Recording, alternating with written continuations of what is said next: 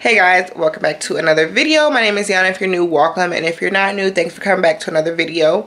So if you watch my vlogs, I told you guys that I'm going to be starting keto coming up this week. So I'm going to be doing just a small little keto haul to show you guys the couple of things that I picked up, and I'm about to do my meal prep for the week. Today's Wednesday, by the way, and I'm going to do my meal prep, so I wanted to show you guys all of that stuff. So yeah, let's start with the grocery haul. Okay, so I didn't get much. This is an overview of everything that I got. I didn't get a lot of things because I did meal prep, meal plan, so I pretty much know what I'm gonna have. So yeah, I got romaine lettuce. I'm gonna make this I'm gonna shred this up, and this is gonna be for salads.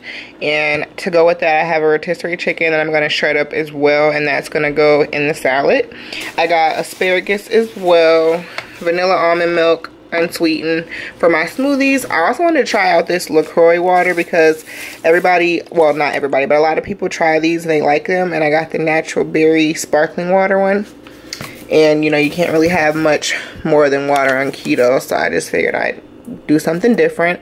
I got Caesar dressing for my salad.